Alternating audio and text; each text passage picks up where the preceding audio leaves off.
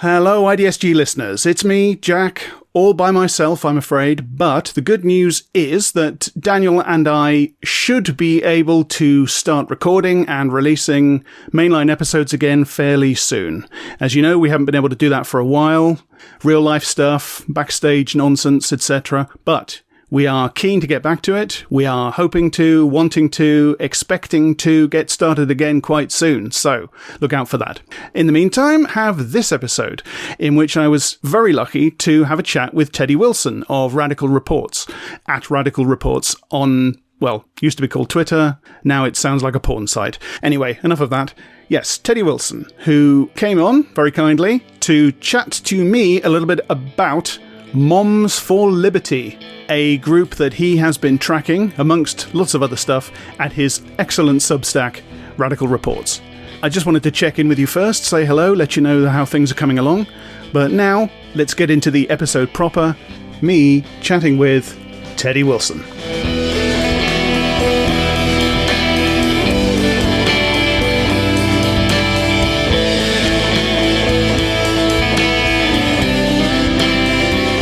And hello and welcome back to I Don't Speak German, the podcast that you know what this podcast's about. And it's just me, I'm afraid. This time you're stuck with just me.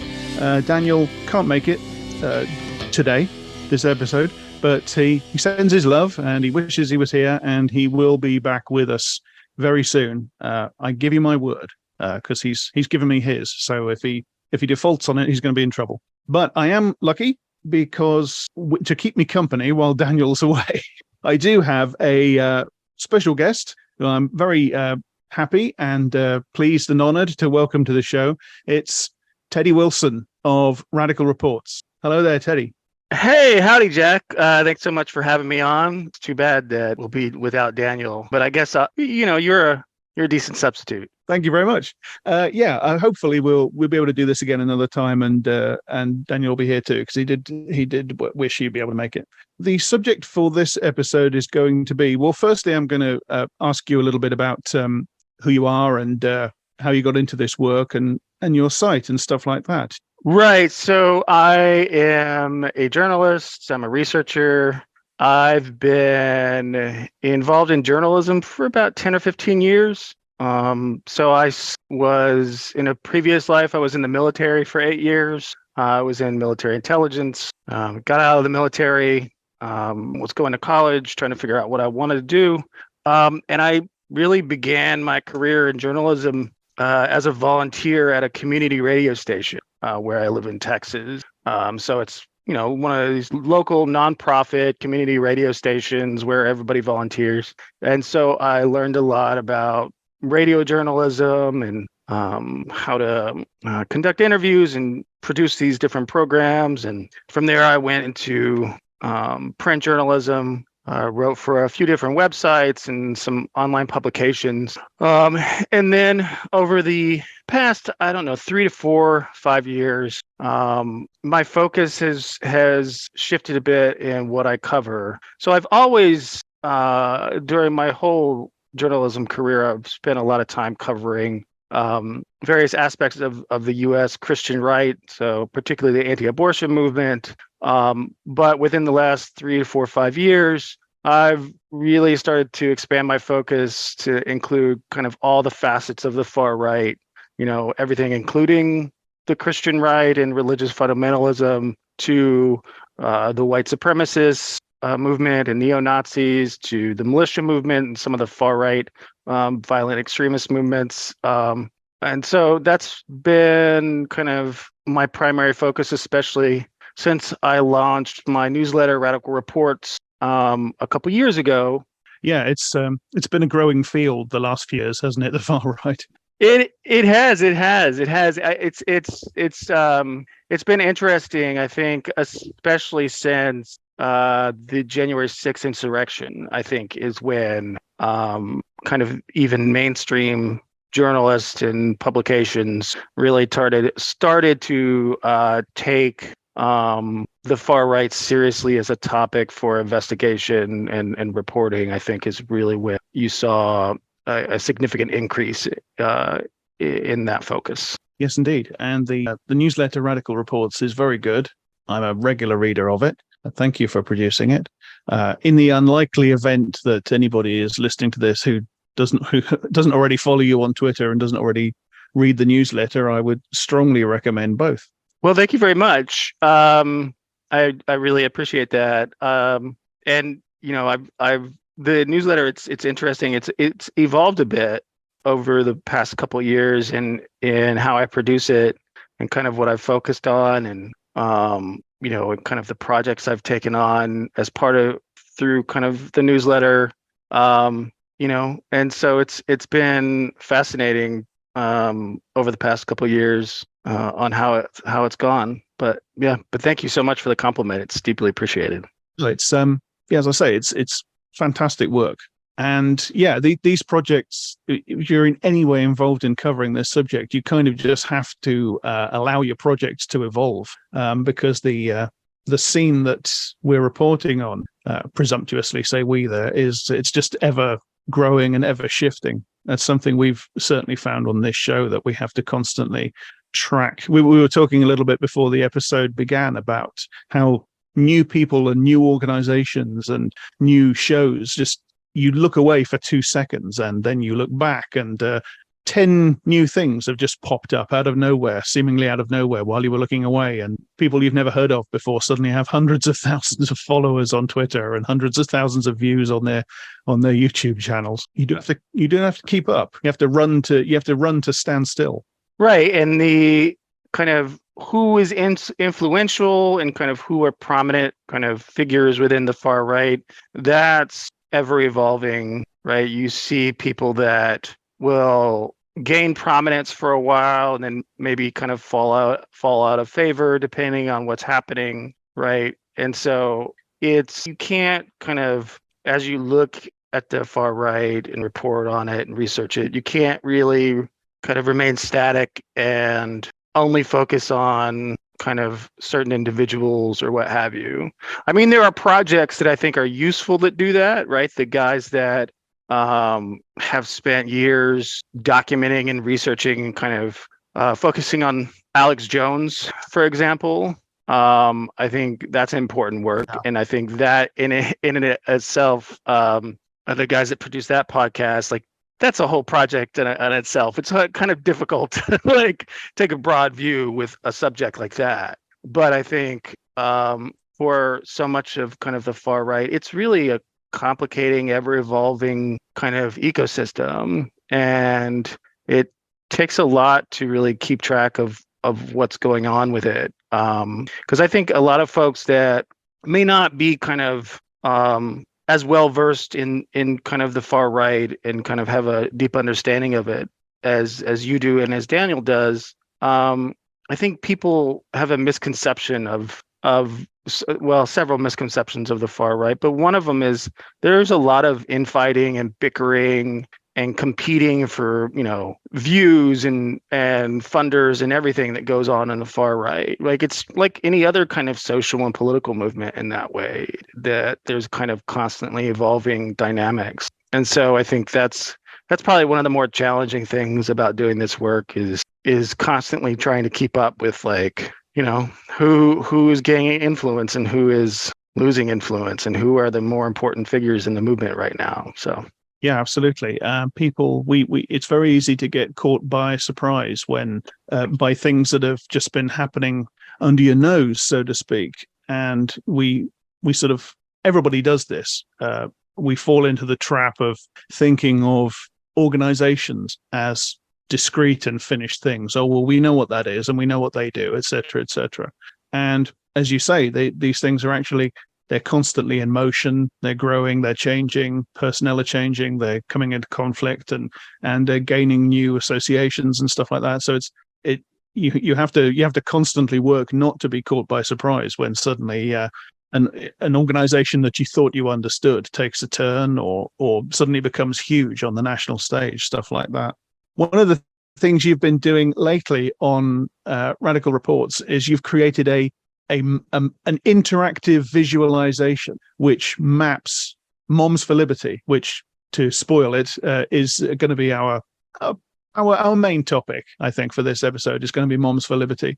And you've created an interactive visualization of Moms for Liberty and its place in the network of far-right groups and anti-LGBT groups. Could you tell us a little bit about that? How did you come to start that, and what are you trying to do with it? Right. So, for those that may not be really aware of what Moms for Liberty is, it is this group that was started by a handful of women in Florida back in 2021. It's a relatively new group, and I'm trying to figure out the best way to kind of describe it. It's has a lot of similarities to the groups that formed in 2010 around the Tea Party movement. It has a lot of similarities and kind of issues that they focus on around what is known as the quote unquote parents' rights movement here in the US. And that covers a number of different topics. But over the past couple of years, this group that was originally founded in Florida has really found a lot of favor within Republican right-wing politics. It's found a lot of favor within various parts of the far right. It has apparently seen a significant influx in money and donations over the past couple of years, and it's really grown rapidly. So it went from just this group that started in Florida. It expanded out to include county chapters in Florida. And then now it's a national organization with nearly 300 county chapters in 45 different states. And so it's really rapidly expanded over the past 2 years. And then earlier this year, the Southern Poverty Law Center published its annual Year in Hate report, which includes the report details all the various quote unquote hate groups. So this is white supremacist groups, neo-Nazi groups, anti-LGBT hate groups. But in that report, it also included anti-government groups, a new category. And Moms for Liberty was among the groups that it named. And since that time, there's been some really excellent reporting from various outlets. I think particularly over Vice News has done a lot of reporting on Moms for Liberty and their connections to various far-right groups, from the Oath Keepers to the Proud Boys. And so really around when they had Moms for Liberty had their second annual summit this past June, which was in Philadelphia, and it had several prominent kind of organizations that were sponsors of this summit, groups like the Heritage Foundation and Turning Point USA, and there was several prominent Republicans that came to speak, including presidential candidates such as former President Donald Trump, Florida Governor Ron DeSantis. And so this group has really not just expanded rapidly as in terms of membership and how many chapters are out there in various states, but it's expanded in its influence within right-wing Republican politics to the point where it's been a destination for Republican presidential candidates to speak at their summit. And so considering all that, I thought that it felt like the right time to really dive into this group and do some significant research about who they are and who they're connected with, considering all the public reporting about that.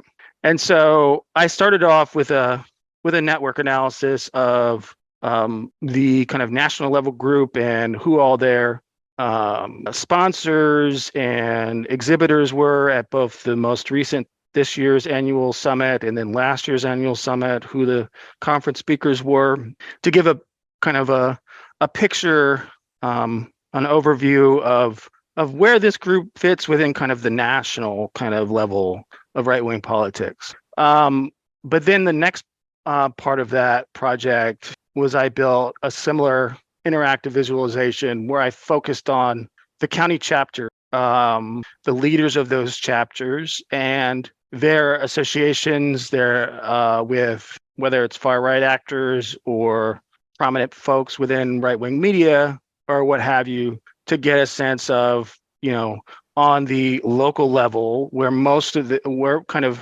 this group affects most kind of policy changes and really kind of does the most damage is on the local level. And so I really wanted to kind of understand, like if there are any patterns within kind of their strategies and who they're connected with, what kind of groups they're connected with, if there's any kind of geographical distinctions, who are the leaders in these groups. And so over the past month and a half, I've really gathered quite a bit of research and information about all these various groups. I've probably looked into in detail about 100 of the 300 or so chapters. And so it's been quite fascinating to kind of dig that deep into this group. Would you say that you've started to see any particular patterns emerging? I have. I think, one of the main kind of theses that I've developed is about who are the kind of typical leaders within these county chapters, kind of if they conform to any kind of archetype, right? And so I would kind of categorize these people into kind of three different categories. Now, to give you kind of the audience kind of a brief kind of overview of what these county chapters look like. There's, like I said earlier, about 300 of these county chapters. Most county chapters have a leadership team that includes a county chair, a vice chair, and then, one or two other, sometimes three other leadership positions. Sometimes they have treasurers, a secretary, what have you. But almost all of them have a chair and a vice chair. Almost all of the leadership is white women. Of the, 500 or so individuals that I've been looking into and mapping out, maybe a few dozen are women of color. There's, a handful of Black women, handful of Hispanic women. There are about a half a dozen men that are involved in leadership in these groups. There's actually 3 counties that the chair of the Moms for Liberty County, Liberty chapter is a man, which is interesting. But for the most part, most of these folks that are in charge in leadership position are white women. Now, the kind of basic 3 different categories that I've seen are, one, you have a large portion of these folks that are in leadership positions that appear to be have been actively engaged in right-wing or Republican politics for a while. There does appear to be quite a few people that probably got engaged in politics around the Tea Party movement. There's a significant number of those folks that have been kind of either involved in local Tea Parties or the local Republican Party or other kinds of right-wing politics for the last decade or so. So there's a significant number of those folks that, and some of those folks are even, involved in right-wing, more prominent right-wing organizations, or have been elected to local government positions. So there's quite a few of these folks that aren't necessarily kind of novices, right, when it comes to right-wing politics, right? These are political actors that have been involved in this stuff for a while. Yeah. There is a significant portion of people that are in leadership also that really don't appear to have any kind of publicly, kind of outwardly expressions of politics, haven't really appeared to ever really been involved in politics, that might fit into kind of what Moms for Liberty would like the perception of them to be, as like, we're just concerned moms worried about the welfare of our children, right? So there does to be a portion of these leaders that kind of might fit that archetype, that don't really seem to be really overtly political and don't seem to have any real connections to, whether it's right-wing politics or the Republican Party or the far right or anything. And so there's that group. Then there's another group which I think is probably the most interesting of these three categories, and that is people that are in leadership of these county chapters that until about 2021, 2022, were not involved in any kind of right-wing or Republican politics, did not appear to be really overtly political in nature in any public statements or any things that they've posted on social media or what have you.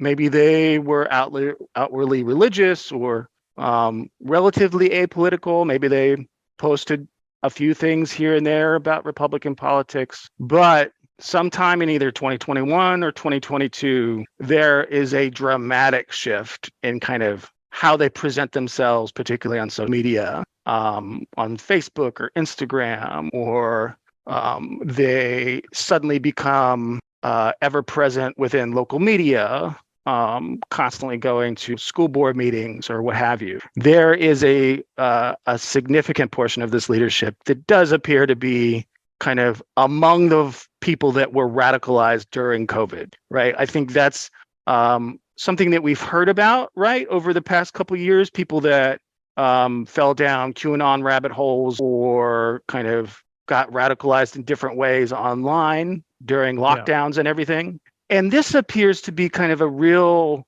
tangible kind of piece of evidence of how that kind of played out in kind of the real world, right? And so, and these people typically seem to be radicalized kind of around a few different kind of categories of issues. Like, so you have a lot of these people who were anti-mask suddenly became very anti-mask folks that were really against any of the stay-at-home mandates or masking of their children or what have you. A lot of these people became very anti-vax, and there's some overlap there between the anti-mask and anti-vax folks. And then there is folks that really appear to have gone down kind of even further kind of conspiracy theories. There's folks that are QAnon adherents within these and adherents of other kind of far right conspiracy theories. So there's a significant portion of these county leadership, the people that are involved in these groups that, 2 or 3 years ago weren't really doing anything politically, at least outwardly, right? Didn't present themselves in any kind of political way. And then sometime over the last 2 years, something clicked for them and they became very outwardly political. And another category is folks that appear to become radicalized around the idea of gender, right? Particularly kind of the usage of this quote unquote gender ideology terminology. So those are kind of, as I've been looking into these groups, those are kind of the three categories of people that I've found that have been highly involved in as leaders in these different county chapters. One of the things that has struck me looking at Moms for Liberty is that it seems, and I don't know whether you'd agree with this or not, but it almost seems to be more about recruiting and training cadres of activists, so to speak, as much as it's about its stated goals. No, I think that's a fair observation. I think that they have really put a emphasis on not necessarily, at least not overtly, recruiting candidates for whether it's school board or kind of local city councils or other offices. But they have put a high importance on promoting the people that have gotten their endorsement for those offices. There is a lawsuit that was just filed this past week in Michigan that does accuse Moms for Liberty, the national group, of violating their tax status as a 501c or 501c4 And part of what that lawsuit alleges is that these groups are like actively recruiting political candidates and actively involved in the campaigns of political candidates for various offices. And so that would kind of, I think, match kind of what it seems like from the outside. In addition to that, I think, to your point about kind of how this group seems to be used as a conduit to train activists, right-wing activists. I think one really great example of that is the Williamson County chapter in Tennessee, which is one of the kind of most active and kind of has a lot of really publicly available information about what they're doing, and they promote a lot of their events there in Tennessee. And this group has, over the past year or two, has had really an assortment of really prominent right-wing figures come and give speeches at their events, or what looks like a lot like grassroots kind of training events. And so there are names that I think people who listen to this podcast would be familiar with. People like Matt Walsh from the Daily Wire have gone and spoke. People that are involved with the Leadership Institute, which is a right-wing group that trains right-wing activists. They have come and given talks at this Tennessee chapter. So yeah, I think there's plenty of evidence that it is really used as a tool for probably promoting and recruiting political candidates, but also for providing training for grassroots right-wing activists. So yeah, I think that's a fair statement that you made. And another thing that strikes me about the group is how perfectly formed it seems to hoover up, maybe not loads of different types of people, but to hoover up a lot of people along several different axes at once. It's because of the way it's framed and the way it promotes itself and the issues that it talks about. It seems like perfectly honed to pick up people who are concerned about issues to do with children and teaching. That, of course, flows directly into, as you were saying, there's a type of person in the leadership group who have been radicalized by the gender panic, and that, of course, that flows into the critical race theory panic. Again, this series of panics that have been propagated by people like Christopher Rufo and with all their connections. And it's always along this axis of education. It's always along the indoctrination of our children in schools axis. So it's perfectly set up to get people along those lines, people who are suspicious about schools, education, teaching, people who are worried about the prevalence of liberal ideology in society. People, as again you were saying, about people who have been radicalized by the pandemic, sitting at home online in lockdown, etc., getting worried about masks and getting into anti-vax stuff as well. So there's that axis as well. And of course, there is local politics. Because in America, there's the whole politics of the school board, the school board elections and stuff like that. It just seems like a perfect machine for getting people, recruiting people from so many different of these current panics and concerns. I was wondering, it's often been accused of being an AstroTurf organization. I am interested in its funding, but I was going to ask you first, is there an extent to which it is or was at one point genuinely a grassroots organization? Does it grow from any kind of grassroots organizing?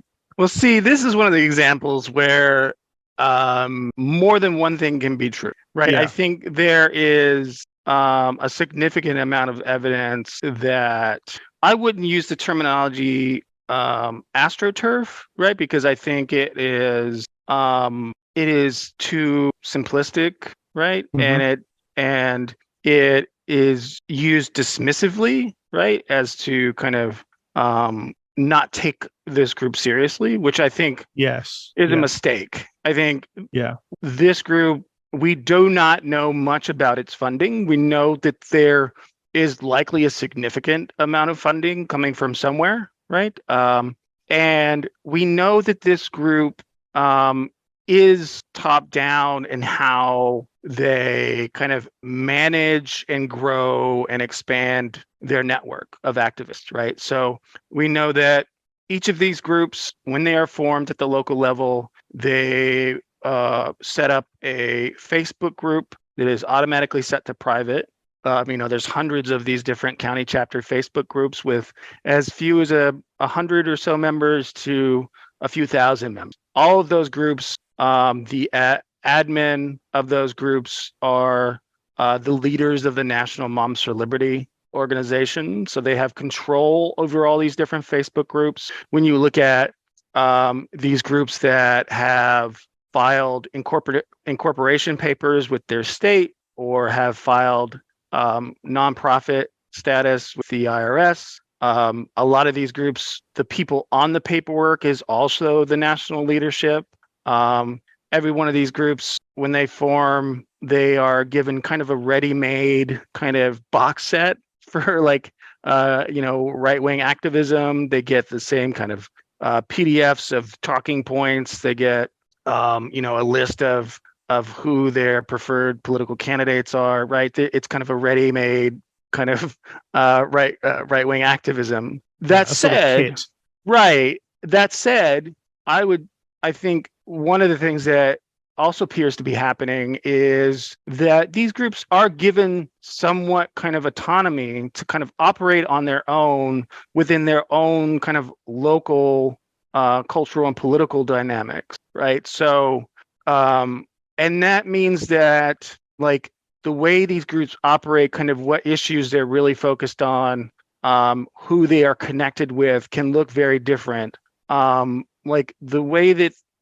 these groups look in Tennessee, right, with connections to a lot of kind of the really well-funded, polished right-wing national group is much different than the way that these groups operate in, say, a place like Pennsylvania or Michigan, where there's fewer connections to kind of the well-funded right-wing national groups and more connections to the kind of far-right friend within those states, even kind of far-right extremist groups. And so I think you have kind of these two dynamics happening at once.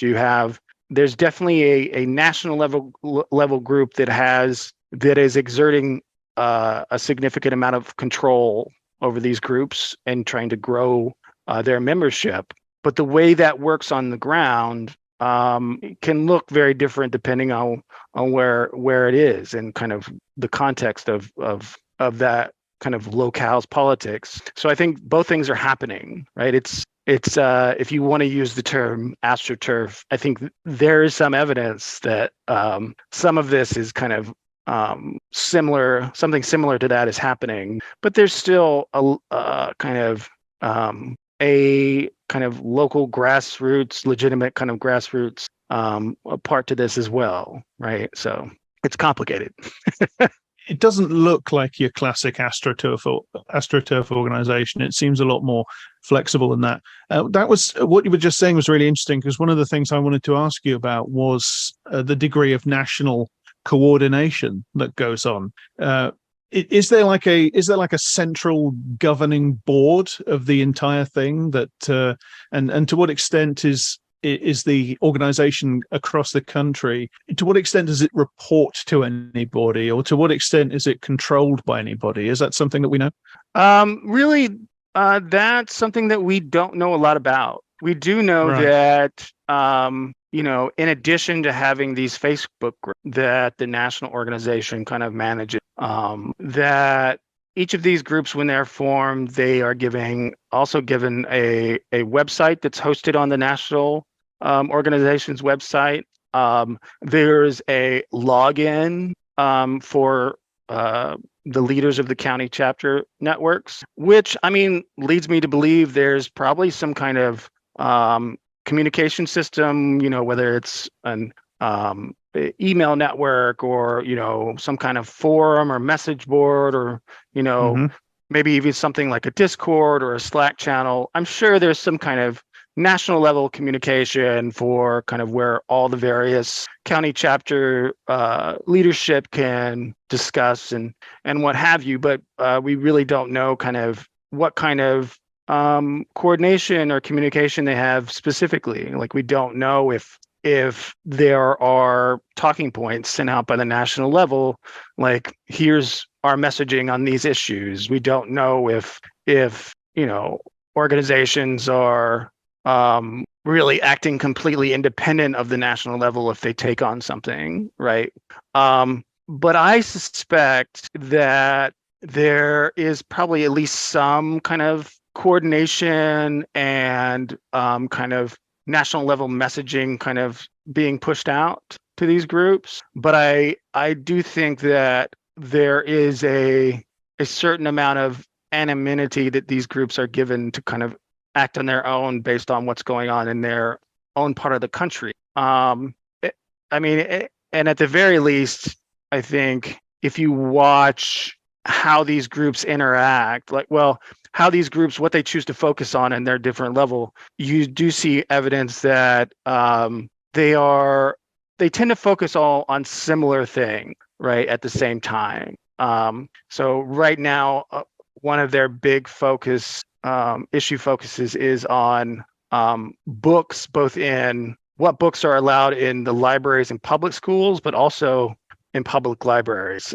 There's been a big push around that the last few. And you're seeing all these different chapters kind of push those issues. So yeah, I think there's just a lot that we don't know. It's a pretty opaque organization as far as what we know about how they organize and how they communicate with various chapters. It might be part of its strength and flexibility as an organization that it actually has that the individual cells have a certain amount of autonomy, and when they act together, it might be self-organizing. One group does something and it seems like a success, so other groups flow in the same sort of direction. That's quite an effective way to organize, and it does tie in with the looser way in which these sorts of groups organize themselves, or just right-wing ideas organize themselves and propagate themselves online generally now. I am interested in the relationship between Moms for Liberty and the current absolute frenzy of removals of books from schools and libraries, or requests to do so anyway, across the country. We know that, I believe I'm right in saying, we know that the Florida Moms for Liberty were directly involved in DeSantis and the Don't Say Gay bill and stuff like that. Do you know how directly the any groups have been with specific instances of legislation or policy to do with exactly this removal of books from schools and libraries? Well, we do know that Moms for Liberty, the leadership of the different county chapters, have been really highly involved in these efforts at the local level. So the Florida example is... They show up to the school board meetings, don't they? Right. So the Florida example is one of the kind of more notable examples because they were involved in like state level legislation. Yeah. Most of what their activity looks like is much more hyper localized. So they are showing up school board meetings to challenge books that are available to students in school. And the kind of talking points that you'll hear from particularly kind of the national level Moms for Liberty, but also kind of across the country, is that what they're focused on is, removing pornography from elementary. Like, that's kind of their main talking point. It's the most salacious thing, right? It's when you say it and you are just somebody that's not really familiar with these groups, having someone say, like, do you think pornography should be available to like 12-year-olds in their school library? I mean, you're obviously going to like say, well, no, of course not. But what they are challenging is not limited to what they consider sexually explicit material, right? It is, there is some of that, but some of it is any depiction of people within kind of the LGBTIQ community. So if there's mentions or discussions of people that are gay in a book, or people that are bisexual or present in any way that's not heteronormative, they are challenging kind of those books. They are challenging books that they claim are inappropriate for students to read about racism, anti-Black racism. A lot of it is these kind of books that they're challenging are the books that are written by people of color, particularly Black folks, and their personal experiences of racism. And so when a Black person, there's a couple of memoirs that Black folks have written about, like what they experienced as kids, right? And so some of these books are very blunt about kind of what their experience was, and that the fact that they were called the N-word or experienced really virulent forms of racism. And they're challenging those books because they don't think they're appropriate for young white kids to read. They are challenging kind of any number of different topics. Some of it is they're claiming that it's too violent or dark for children. I remember there's a book that was one of my favorite books growing up, called The Hatchet. And it's just a book about a 13-year-old kid that's in a plane and flying somewhere. I think it's over Canada. The plane crashes, the pilot dies, and this kid only has a hatchet that like his dad gave him. So he has to basically survive in the wilderness for several weeks, up in the Canadian wilderness. And so some of these groups have challenged that book because it has the depiction of the pilot dying, and there's violence and dark subject matter. So they lead with the salacious stuff about, well, we're just trying to get porn out of the public schools, but really they're challenging books that cover a variety of topics that they claim are inappropriate. And that's also, it's not just books that are available for like elementary kids. Like they're challenging books also in the high school libraries that they don't think should be available for teenagers, kids that are from 15 to 18. And in addition, there's these groups are also connected to the challenging books in public libraries that are available for everybody. So yeah, it's as these right-wing groups, I think one of the things they are best at is kind of how they message what they're doing, right? This and this leading with the kind of the most salacious thing as presenting that as what they're doing. We're just trying to get porn out of schools, when really that's kind of cover for this much larger agenda of what they're attacking. You've mentioned that they have lots of connections to the Republican Party. Is there anything formal about that relationship? Is there any sense in which the Republican Party and Moms for Liberty are formally connected? Is there any evidence of influence going back and forth between them, or is it entirely just to do with associations? I mean, sometimes very close associations. Well, I think there are direct associations, as there are leadership, people that are in leadership within these county chapters that are also involved in their local Republican Party. So there's people that are in leadership that are like precinct chairmen or have been heavily involved in Republican politics. There's even an example in Michigan where the chair of a local Moms for Liberty, a Moms for Liberty County chapter, is also the chair of that the county's Republican Party. So there are some really direct connections like that.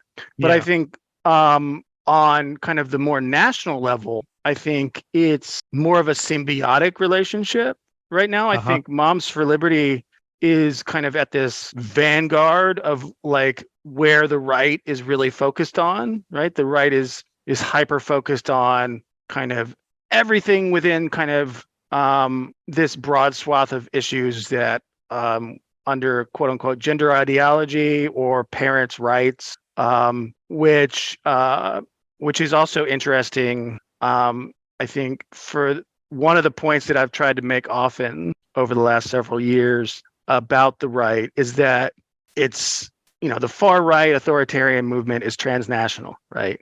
These groups in the US, there is some evidence that they try to affect, have a impact internationally, right? There's groups that have been involved in Africa and South America and Europe, but it's not one way. I think Western media often kind of mistakenly portrays kind of this idea of like the U.S. kind of Christian right or the U.S. right exporting hate, right? That's kind of a terminology I've seen. But this is one of these prime examples, especially around the usage of gender ideology and parental rights and children's rights, where the U.S. right really has learned and adopted strategies that have been used by the right for several years in Europe and South America. This is something that I think, especially over the last year, a lot of people have suddenly come, have tried to figure out, like, where is this terminology and this rhetoric around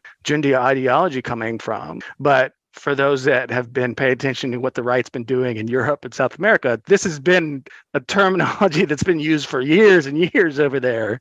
And so this is I think, a really good example of how these movements learn and adapt, not just kind of from what each other are doing in their own local context, but they're watching what all these other groups are doing internationally. So this is a prime example of that. If to the extent that they're connected with they are very connected with the Republican Party, but it's very specifically to the Trump, what you could call the Trumpist or MAGA base within the Republican Party. So I imagine that the party as a structure has something of a complex relationship with them at the moment, in the same way that it has a complex relationship with the base that seems intent upon nominating Trump to be the candidate again, despite the fact that doesn't seem like a tremendously good idea electorally. But of course, that doesn't stop the party as a hierarchical structure using these people opportunistically when it thinks it can. Yeah, it's interesting too, because this is a group that really has its roots and was founded in Florida, right? And it was really grew out of that, quote unquote, kind of anti-woke kind of politics. Yeah.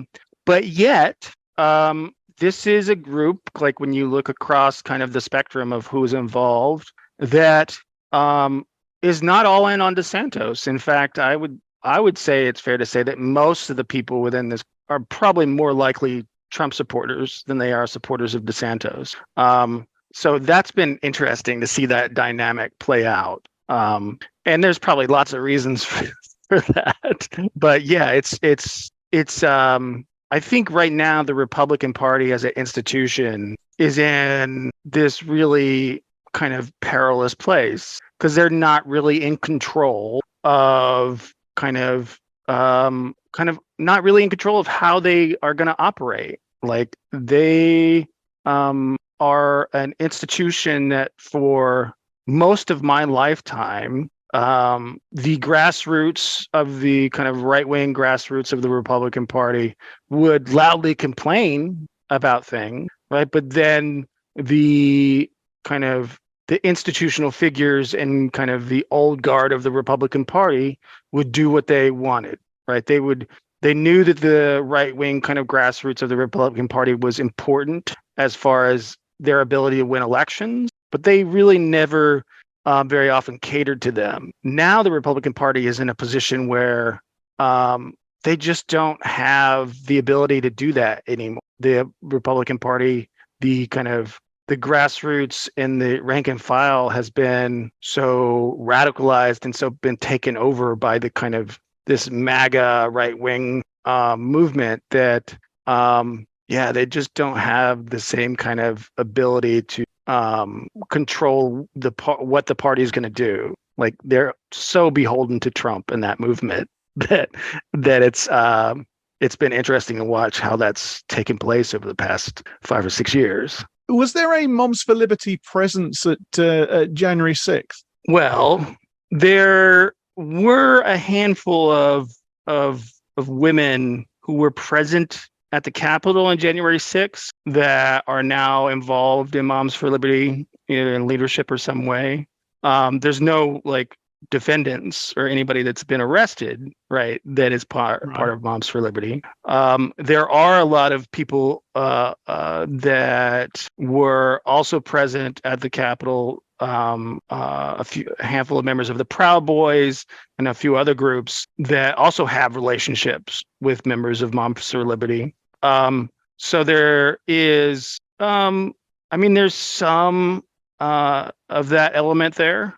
It's for certain, but I think for the kind of majority of the leadership of Moms for Liberty, the kind of in January of 2020 or 2021, I think a lot of the folks that are involved in Moms for Liberty now were just kind of at the beginning of their radicalization stages, right? Right. And perhaps like, January 6th might have been one of those inflection points too, in which it ended up radicalizing folks. I mean, that's been one of the interesting things about January 6th is that, we're at a time where right now over 1,000 people have been arrested and charged in connection to January 6th. I think it's almost to 1,100. The former president, Donald Trump, has been indicted for charges related to January 6th and the lead up to January 6th this past week. Yeah. There's been a number of investigations into it, both in kind of January 6th, but kind of the peripheral events, including like the fake electors scheme, right? And all these different lawsuits that happened. But at the same time, it's become a galvanizing issue on the right.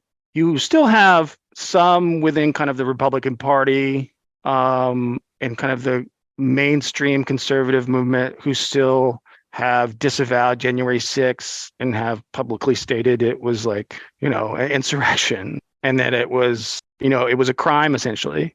However, at the same time, there is a significant portion of not just the grassroots, right-wing grassroots, but also kind of Republican lawmakers that maybe they did kind of originally denounce what was happening, in the hours and days after January 6th.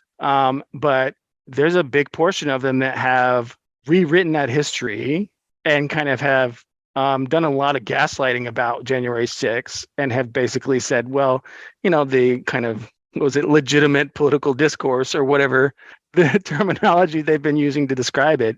And it's been very galvanizing on the right. I think this idea of January 6th political prisoners is something that has been, that kind of rhetoric is used a lot on the right. I think so.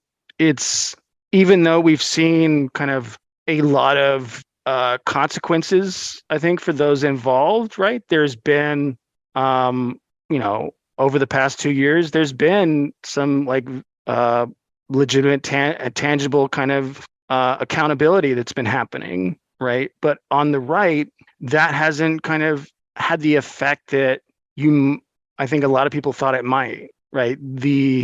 For example, the Proud Boys, one of the groups, far-right groups that was highly involved January 6th. There's more chapters of the Proud Boys and more people that are involved with the Proud Boys now than there were before January 6th. It's been, I think it's been an event similar to like Ruby Ridge or the Waco Sea in kind of this galvanizing singular event that has kind of motivated the right.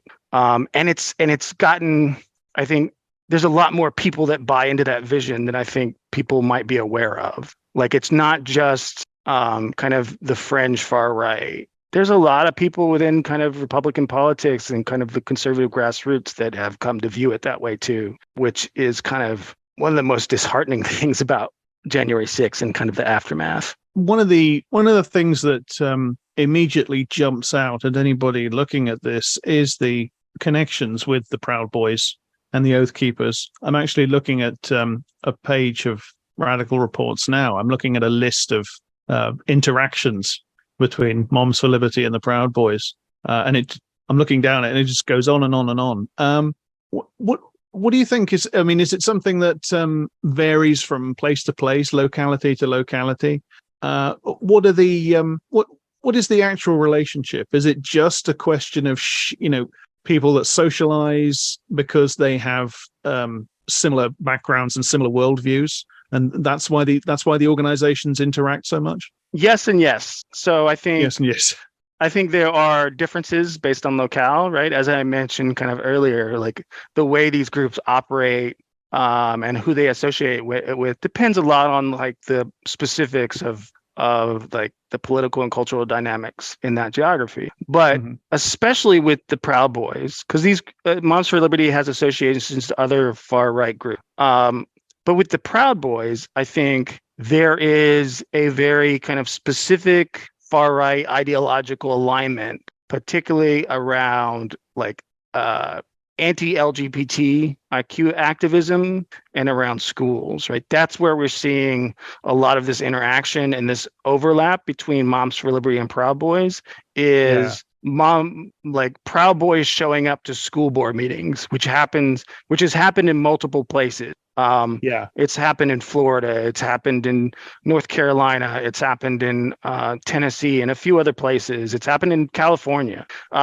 So there's an ideological alignment around the schools and this anti-LGBTIQ activism. And so I think that's a big part of it.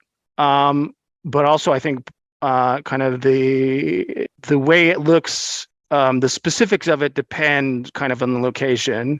So, for example, one of the primary examples of the relationship between Moms for Liberty and the Proud Boys is in South Florida. Vice News did some really great reporting on this a few months back. And there's, in South Florida, the Proud Boys have actually kind of gotten involved in local Republican politics. There was members of the Proud Boys that got involved in the local Republican county chapter that tried to become like poll watchers at election stations. And there's some really close relationships between the leadership of Moms for Liberty chapters and these various individual Proud Boys. So that's kind of one way it can look. In someplace like North Carolina, you have the Proud Boys and Moms for Liberty showing up at the same protest or showing up at the same school board meetings. The details or kind of the extent to kind of what kind of personal relationships there are between those two groups and those specific locations are kind of unknown as of yet, but there's a lot of interactions on that level. So it looks different depending on where you're looking at it. But I think the constant thing is there is just a growing body of evidence that Moms for Liberty chapters throughout the country, there is a tendency that they have to have ties to various types of far-right extremists, whether it's kind of the Proud Boys and that kind of far-right violent extremist, or whether it's groups like Mass Resistance or other far-right anti-LGBT IQ groups, or even in Michigan, like there's connections now with the militia movement up there. So it's it just kind of depends on where you're looking at those relationships, depending on what they look like. But yeah, there's definitely a tendency to have those connections, and a lot of it I think is just kind of around political alignment. But we're still kind of learning about those connections and actually how far they go. And there's if you look at the visualization, I think right now there is maybe 9 or 10 different county chapters that have connection to the Proud Boys on there. There's a half dozen other counties that have connections to other far right groups. There's a dozen or so groups that I know of that have connections to either the Proud Boys or other far right groups that I haven't made those connections explicit on the visualization. I'm still doing kind of the research to confirming different details about who individuals are and how they're connected, kind of trying to identify people before and kind of get the documentation and the evidence before I make those links public. But there's a growing number of those connections, and every day it feels like I get an email or a direct message from somebody with additional tips, kind of from their part of the country, about what Moms for Liberty is doing, or they have connections to some other group. So it's been interesting. It's the groomer panic, isn't it? It's that's the glue that's holding all this together to a huge extent anyway, and adding fuel to the fire. That's why we get this people joining up from these different groups and these different traditions to picket and protest drag shows and things like that. And it's escalating. It's going back and forth in this self-reinforcing and self-exacerbating dialectic between all these people who are engaging in it. Right. I think that's probably the groomer panic is probably the best kind of terminology that kind of encapsulate so much of what this is going on. And it's also kind of ironic because the group Gays for Groomers, or Gays Against Groomers, which is this a group that is really highly involved in all this, which is supposedly people that are gay or lesbian or bisexual that are subscribed to basically this kind of, they've borrowed from the TERF kind of playbook, right? The trans exclusionary radical feminist playbook, to really attack anybody else that's not gay, lesbian, or bisexual. That's part of the acronym. And yet there's been a split that's happening within that group recently, because of the presidential ad that DeSantis published like a week or two ago, that was not just anti-trans, it was pretty much anti-gay, anti-LGBTIQ period. And that apparently upset some of the members of the Gays Against Groomers group, because they were under the impression that that these right-wing groups were not against them, just against trans folks and queer folks, and so it's just leopards and faces again, isn't it? Yes. That's one of the most amazing things about this, is the people that decide to ally with these right-wing groups, seemingly because they think it might protect their own interest, but the leopards are always going to come for your face in the end, because that's what leopards do. That's exactly it. That's what leopards do. What comes out of this for me, and this has been really interesting and informative. Thank you. What comes out of this for me is the idea that this is, to a huge extent, this is a self-organizing phenomenon. And I feel like sometimes some people on the left, we kind of, or maybe even just people not on the left per se, but people who are researching this stuff from an oppositional point of view, just that.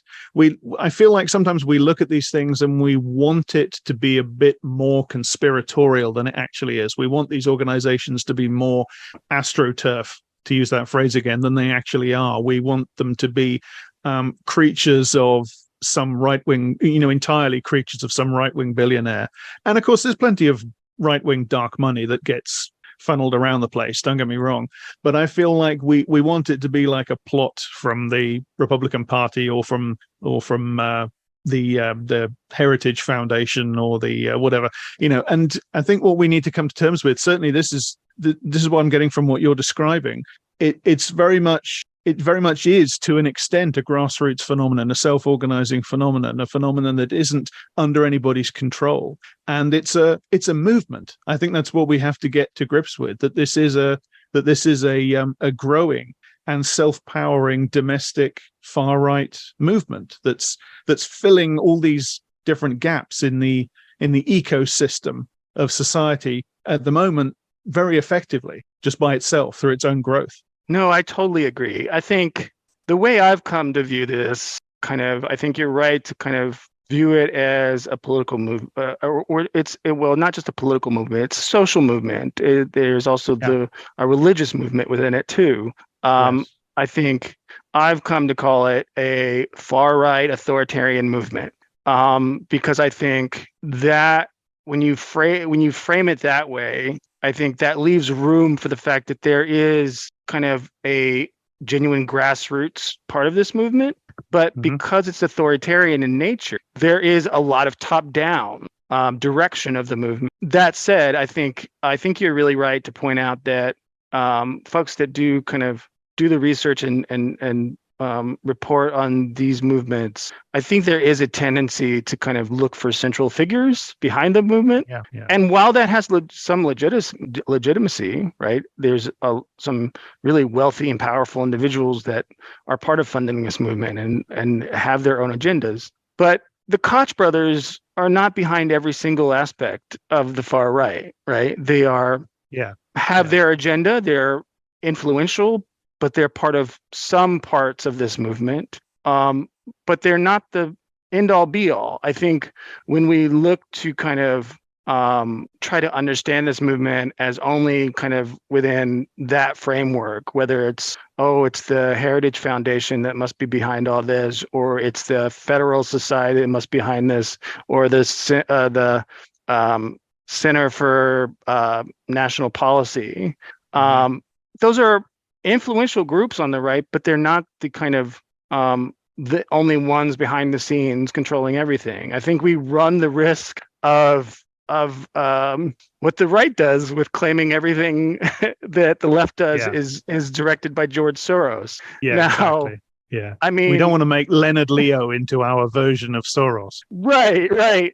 And as someone that's worked in the space for a long time, I mean, I've only gotten a few paychecks from George Soros. And that was literally when I was working for an organization called Open Democracy, which was a project of the Open Society Foundation. So it wasn't like a secret. But I think, I think if you look at the movement like that, within that framing, it really prevents you from having a clear-sighted understanding of the dynamics within the far right, and how complicated it is, how there are significant divisions within the far right and right-wing politics. There's disagreements. There's constantly jockeying for position to capture the most amount of viewers. There's a lot of competition for funding from these wealthy donors and foundations and everything.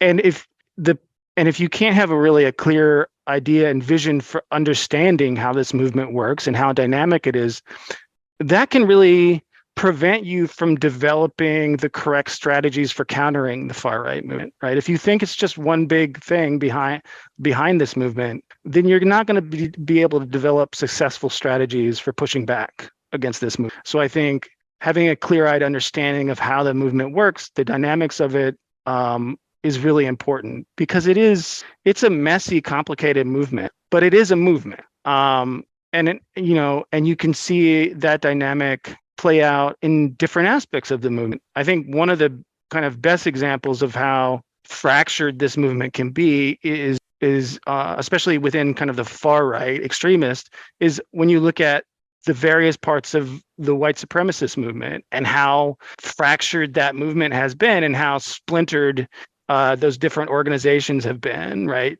How when you look at how the aftermath of the Unite the Right rally, how that splintered the movement in the aftermath of that and all the legal cases that came out of that.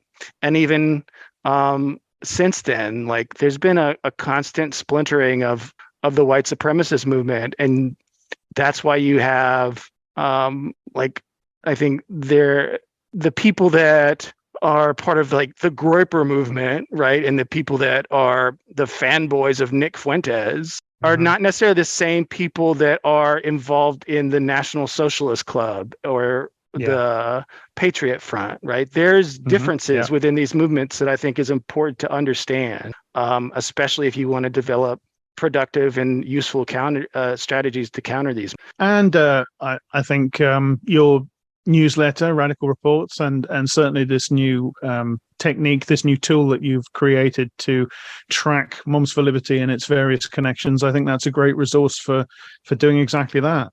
I'll let you go in a minute. I just wanted to get your take on one last thing, which is the Hitler quote. That was a flap recently. What do you think of that? What do you think was going on there with that? I mean, firstly, refresh our memories in case anybody listening doesn't know what I'm talking about. And then what do you think was going on there? Right. So the Hitler quote, for those that aren't aware, which I would be surprised if anybody listening to this podcast wasn't aware, because this became kind of a national news. Yeah. Every episode is somebody's first. That's the way I look at it. Well, that's true. So if you're just coming to this, so one of the chapters of Moms for Liberty, I think it was in Indiana, I forget which chapter. I think they were publishing their first newsletter, and in the newsletter, on the front page at the top was this Hitler quote. And at first, when I heard about this, I kind of assumed that it was probably one of those deals where somebody quotes Hitler, but they didn't know it was Hitler. That happens quite a bit. You see people grab quotes from wherever, right? And then they quote, and then somebody's like, that's a Hitler quote. Mm-hmm. But no, it was a Hitler quote, and underneath it said Adolf Hitler. So they knew exactly where it was attributed. Yes. Yes. And so that was kind of shocking. But it was essentially, I'm going to paraphrase the quote. It was essentially, whoever controls children controls society, is what the quote was. And the intent, or the stated intent of this chapter, was they were using it as an illustration of why indoctrination is bad, right? They were trying to use it as a way to show that, evil people want to target your children and indoctrinate them so they can control society. I think that was the intent behind it. And so a few things. One, do I think that they were quoting Hitler because they sympathize with Nazis? I think that's highly unlikely. That said, I think it is a problem that you would think to quote Hitler, and then nobody within the organization that maybe read a draft of that, nobody else was like, maybe we shouldn't quote Hitler, because you should never quote Hitler. And so that's a problem. Maybe paraphrase, or at least add some context. Right. And then, and I think the what is probably the bigger issue with this is the response from Moms for Liberty to this. Yeah. So there was a couple kind of things that happened in this aftermath. You had the Moms for Liberty National come out and say, basically, this was a mistake. Our chapter shouldn't have done this. But then later at the summit, because this was like a week before the summit in June, at the summit, the Moms for Liberty speakers and stuff started kind of panning the criticism of it and kind of using it as kind of a rallying cry, essentially. Like one of the national leader said something to the effect of, that one of their chapters quoted Hitler, and they were being criticized for it or something, and some people in the crowd kind of cheered that they quoted Hitler. And I think that was more of a defiant kind of thing than anything else. But then one of the last responses that they did was they appears to kind of were able to get a conservative rabbi who's kind of well known within kind of conservative Jewish politics to write a op-ed in this right-wing Jewish publication defending Moms for Liberty, and with the kind of obvious framing and implication that, of course, we can't be anti-Semitic if this Jewish rabbi is defending us, right? Yeah.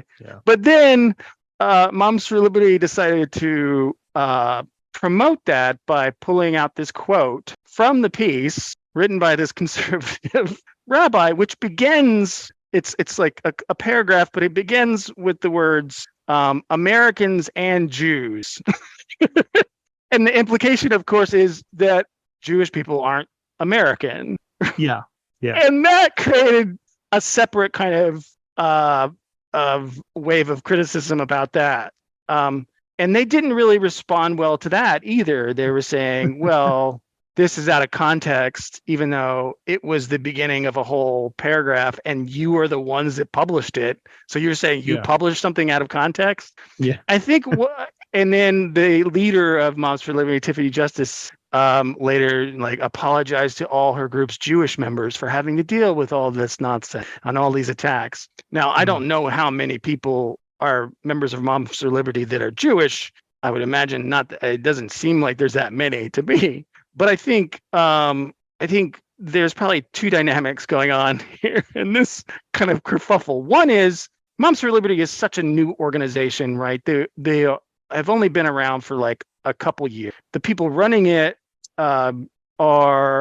they've been involved in some kind of Republican politics and right-wing politics for a few years prior to that. I mean, they're not necessarily novices, but it's a brand new organization. They aren't kind of like, I think, any other kind of right-wing organization that's been around for a while. Like if something happened like that, where like a group connected to like the Heritage Foundation or the Federal Society, or even probably like Turning Point USA, I think they would probably understand how to handle that PR kind of a lot better, right? There's just kind of a maturity with a young organization like this. Mm-hmm. But also like the whole like we can't be anti-Semitic because I have a Jewish friend kind of framing of all this is I think it's kind of a default position for the right usually too. I mean, this is pretty typical of right-wing Republican politics. But yeah, it was just kind of a textbook example of not it, like I think some people on the left, a lot of people on the left were using this and kind of using this as an opportunity to associate Moms for Liberty with neo-Nazi and the fascist movement. And that's that's a cheap kind of rhetorical wordplay that you can use there. But I think it's more of an example of how so many of these right-wing groups are so insulated from kind of everyone else in different perspectives, right? I think, most of the people in these groups, like running Moms for Liberty, they're all almost like 95%, they're all middle-aged white women, pretty much. Yeah. I mean, there's differences in kind of, I'm sure, in ages and economic class or what have you. But I think it's just a lack of perspective and empathy and understanding anybody that's outside of kind of your social circle. And that's what I think it's the biggest example of. So yeah, it was, and then it goes to another thing, I think, especially as I've been reporting on Moms for Liberty and kind of outlining these different connections and kind of posting about them a lot on Twitter and what have you.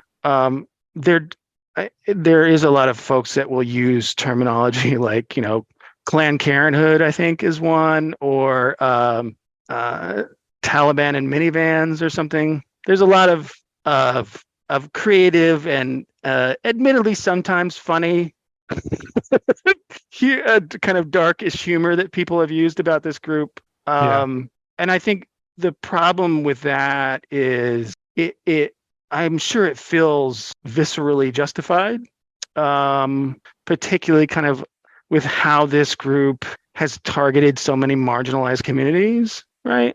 Particularly trans folks, right? But that said, I think using that kind of terminology is dismissive in all the ways that we previously outlined, right? Kind of this is a group that should be taken seriously, and kind of when you use that kind of terminology, I think it makes people consider them less of a threat, and I think that's a mistake. No, I very much agree. I think when the Hitler quote thing reminds me of when anti-vax and anti-lockdown people go around wearing yellow stars, and Robert F. Kennedy Jr. Compares people living today in Western democracies to Anne Frank and things like that. the conscious intent is not to express sympathy with the Nazis by downplaying the Holocaust or anything like that, but it comes from such a level, as you said, insulatedness, and complacency, and lack of political understanding, and that itself is the problem, isn't it? We don't need to reach to, well, they're Nazis. We need to understand that level of disconnection is the fundamental problem. Also, from American context, I really wish that Americans would stop using kind of the Holocaust as their kind of historical example when it comes to kind of any kind of ethnic violence or genocide, because there are American examples of that, like, that we can use. Like, for example, I don't know, the genocide of indigenous people in America, or the genocide that happened over generations to enslave Black folks and Africans. Like, so, like, I think I always find it troubling when people kind of automatically reach to the Holocaust as an example, particularly Americans, since there's like lots of examples of really awful genocidal actions that have happened here on our soil. But yeah, I think also that kind of but even that can be kind of abused and kind of misappropriated when you look at how the anti-abortion movement has done so much, kind of like they've spent so much time comparing the legalized abortion as comparable to slavery, to chattel slavery in America, and some of them have come to call themselves abolitionists. So yeah, I think so often, like, when people try to use like these kind of historical analogies, it's just fraught with it's often just not a good way to kind of make these historical analogies. It's just don't compare stuff to the Holocaust anymore. Oh, and that was another thing. I can't remember which member of it, one of the members of Moms for Liberty, she was responding to criticism of the Hitler quote, and this was also in kind of in reference to the conservative rabbi's op-ed, and she took a screenshot of a Hitler quote that was used in a display in the American Holocaust Museum. And she said, well, like, if you can never quote Hitler, why can the American Holocaust Museum quote Hitler in this display in their museum? And it was just, it defies, like, kind of, like, I can't imagine, like, how you kind of use this crumpled logic to think that that's like a legitimate like way to respond. Like, okay, fine. The Holocaust Museum, they're the one place that can quote Hitler. There's this thing we call context. Right. And it was like this big display on like what was like I think it was like literally a display about what was the final solution. Yeah. Like, of course you're going to quote Hitler. Like, so it's not some shitty newsletter from a local right-wing group. Exactly. Okay, well, this has been a great conversation. Thank you very much for coming on. It's been really interesting. And as I say, Radical Reports, great newsletter. This new visualization tool, it's really great. How can people follow your work, Teddy, which they absolutely should do? Yeah, so you can find me everywhere on social media. My handle just about everywhere is Report by Wilson. So I'm on Twitter. I'm on Blue Sky, I'm on Threads, I'm on all the social media stuff. And then you can find my newsletter on Substack. If you go to radicalreports.substack.com, you can subscribe there. I have a free version, there's a paid version. Either one would be great. If you specifically want to support the Moms for Liberty investigative project, I also have a Patreon where I'm posting updates about that project. And that's also Report by Wilson on Patreon. So that's where you can find me. I'm pretty easy to find on the internet. And as I say, go and do that. In the unlikely event that you're listening to this and you're not already well aware of Teddy, you are now, so you've got no excuse. And thanks again for coming on. Yeah, thank you so much for having me. It's been a real pleasure. I really love the work that you guys do, and I really hope that Daniel feels better and that your listeners get to hear him again real soon. Yeah, thank you. It shouldn't be too long now. And as I say, you have a standing invitation to come back another time to talk about something else. Maybe let you choose this time. And when Daniel's back, it'll be all three of us. Instead of just having to cope with me, you'll have him to talk to as well. Okay, so thanks for listening, everybody. That was another episode of I Don't Speak German. There will be another one along, hopefully, very soon. You'll be able to find it in exactly the same place that you found this one. But for now, bye-bye.